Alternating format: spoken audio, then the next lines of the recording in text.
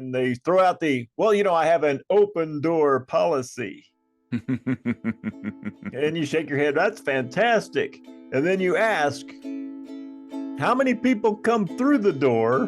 Great question. And share with you their fears, their failures and their frustrations. Well, I'd have been against it, but they're back. Mark and Mike. It doesn't take a genius. Ramsey!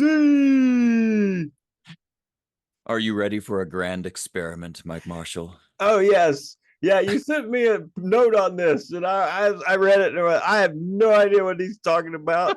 I'm excited to be part of this podcast so I can learn.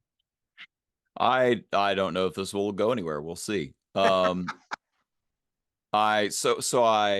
read a book. Congratulations. I have a quote from the book. Nice. I'm going to share it with you.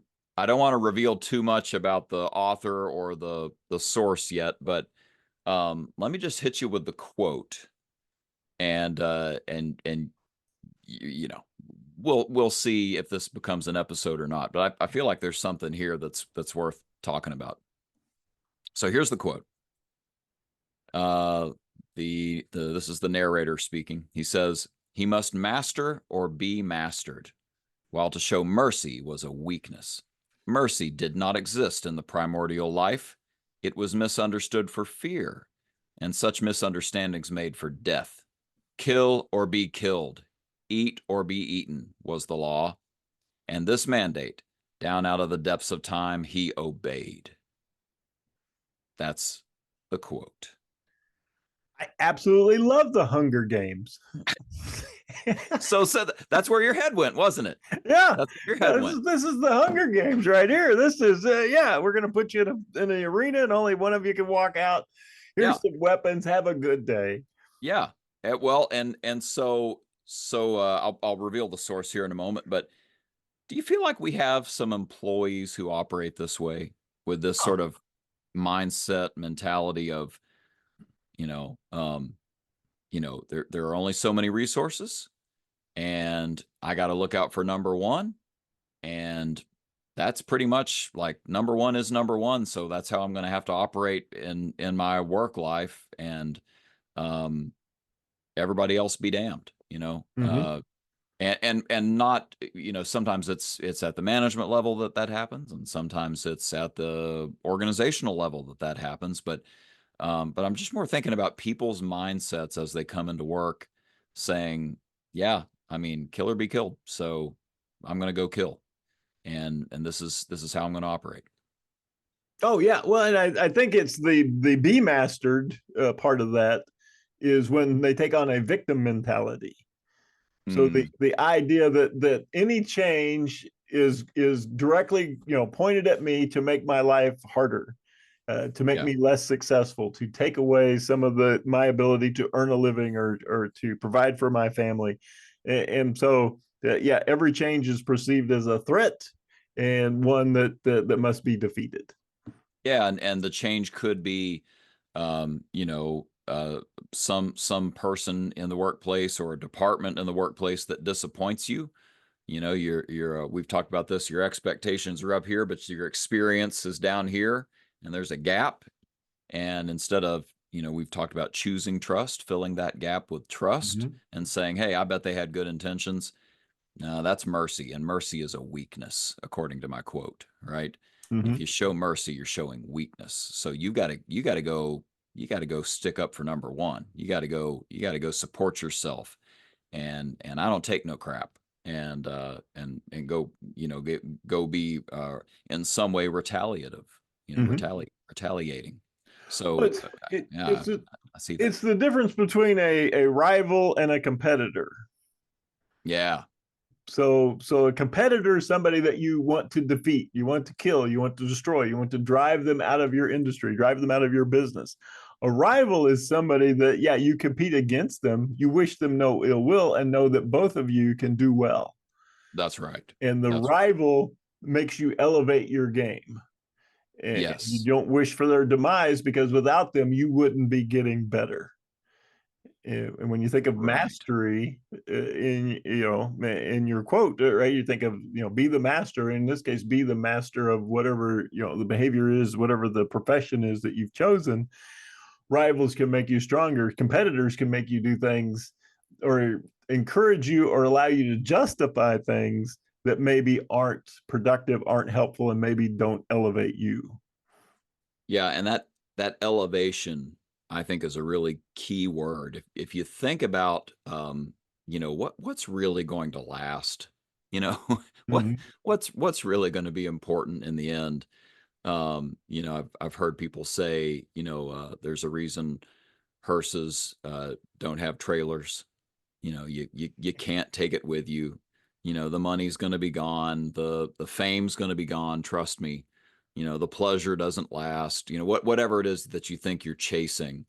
What really lasts are the impacts you make on other human beings, right? And it could be on your market because you put out such a good product or service. It's certainly on the people you work with and the customers you directly serve. Serving them and dare I say, loving them. That's going to last a lot longer. So it's those relationships that really matter. That's what elevates you, right? Mm-hmm. Man is a political animal, Aristotle said. We are social creatures, and maybe you don't have a faith quite like mine out there listening to this, but you know, I would dare say that the relationship part is the one thing that might be eternal. The Mm-hmm. relationships that we have, that's the one thing that might last and outlast a lot of the other things. So that my identity as a father, as a husband, as a friend, as a son, as a brother, that has far greater reach on elevating me than any accomplishment I have, in the workplace or elsewhere. Um, and the reason I bring that up is because guess who that quote was about? Hmm. I'm thinking not Jane Austen. You're right. Uh, the only fallback position to everything you tell me is Booker T. Washington.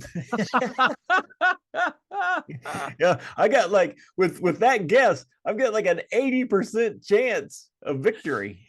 Well, man, I really wish I could pull in a Booker T angle here, but no, it's Jack London's Call of the Wild, and that Oh. was the perspective of Buck, a dog who had been essentially dognapped and sent up into Canadian territory to be a part of the gold rush and be on a dog sledding team. And he gets horribly mistreated. They have a dog breaker, kind of like a horse breaker, that just beats the tar out of him until he is just submissive enough. And that's when he starts the lessons of realizing, it's kill or be killed. This is how life is. And the book makes this sort of ongoing theme of, he sort of just starts having these dim genetic memories of being a wolf with a caveman. Like I'm wild. I am wild, and this is what life really is kill or be killed. This is the system. Mercy is a weakness, and you got to look out for yourself and preserve yourself, and that's what it's about. Um, and of course, I don't want to spoil the whole story, but a human does treat him with kindness, and he goes out of his way to do what he can for that human, saves his neck on many occasion. So there must be something more to it than just self-preservation. There's got to be more to it than that. I see that in the workplace all the time. That Mhm. that we have these opportunities to give mercy to the people around us, whether it's a customer having a bad day who's being really grumpy with us, or it's a coworker in a similar situation where maybe they've made a mistake and it's come back on us, and we're the ones that are the recipient of all the negative consequences of their bad decision. But we have opportunities to have a little bit of mercy with each other that just elevates us way beyond this dog thinking, that all there is survival of the fittest. It's just not. Well, if you're looking for engagement and innovation in your organization, and you have everybody pitted against each other, I think you're going to be woefully disappointed in the outcome. Yeah. I can't remember. It may have been Simon Sinek that said, "Yeah, in the absence of a psychologically safe work environment, people spend the vast majority of their time making sure that they're safe. They don't admit mistakes.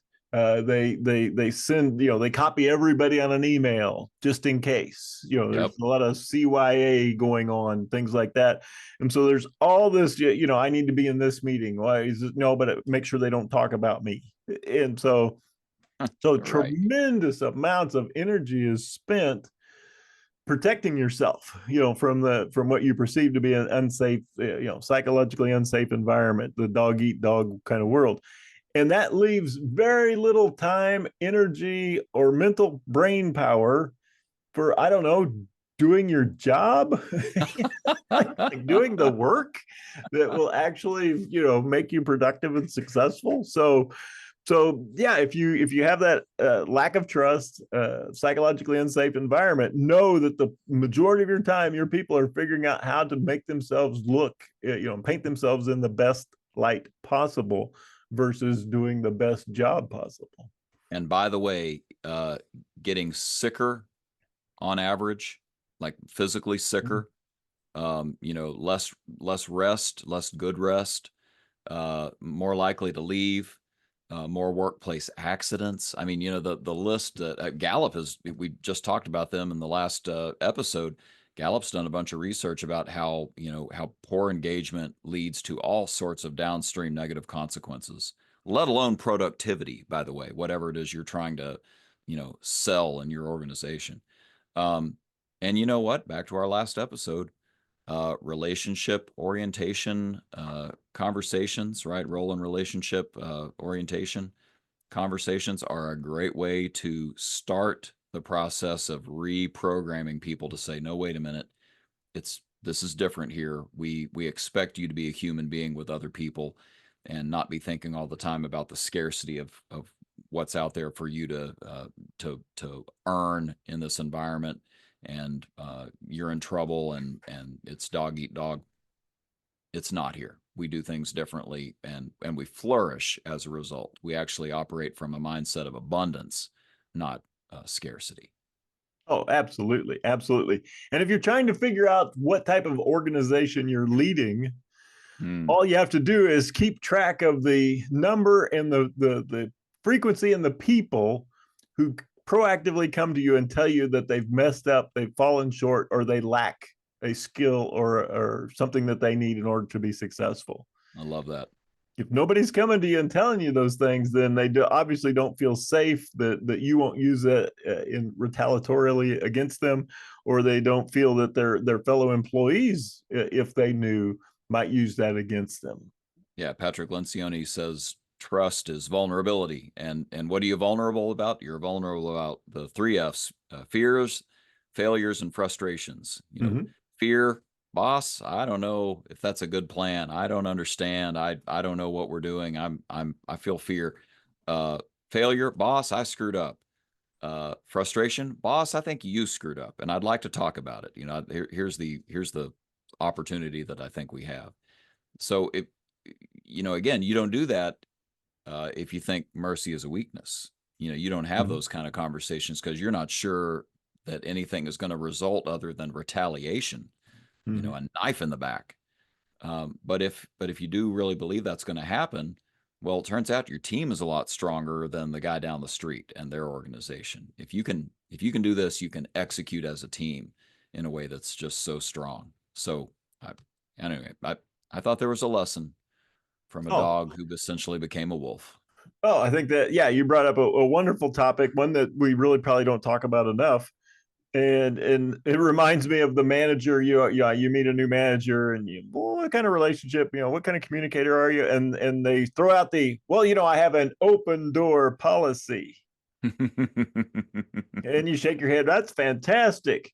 And then you ask, how many people come through the door Great question. and share with you their fears, their failures, and their Failures and frustrations. Yep. Well, nobody really. Yeah. It's like, okay, Because it's so good around here, yeah, it's so perfect.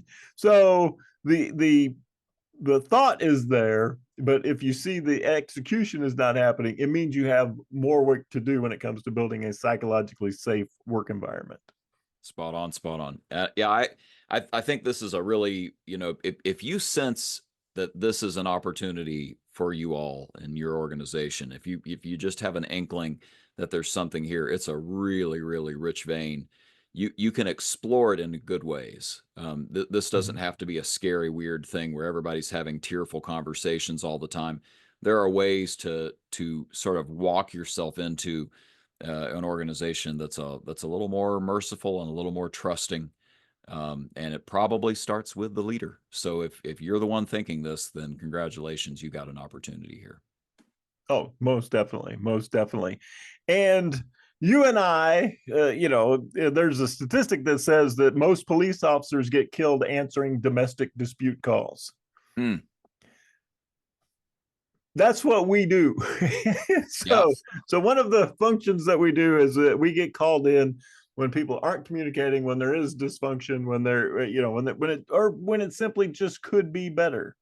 Yeah. And so if you want to talk about it, if you want to think about it, you want to work on it, you want to maybe just improve your skills at dealing with it, then by all means hit us up. Our email is in the show notes. So happy to help in any small or large way with a situation like this. Leave your question in a 5-star Apple review if you want. We're open to those as well. And but no pressure. This is a merciful environment. Yeah. Just saying. Yeah, we got to figure out a way to for them to pay us. Yeah, send us $10. If you really like what we were talking about. Oh, I like it. Got to GoFundMe somewhere. Yeah, we need the paywall or something. Somebody who gives generously for free of their services, the always wonderful our announcer, Mr. Wolf. Take it away, Mr. Wolf. And that's a wrap. It doesn't take a genius. The blog dedicated to reducing the irreducible. Next time, prime numbers. What makes them so special? Join us then, and thanks for listening. That's good enough.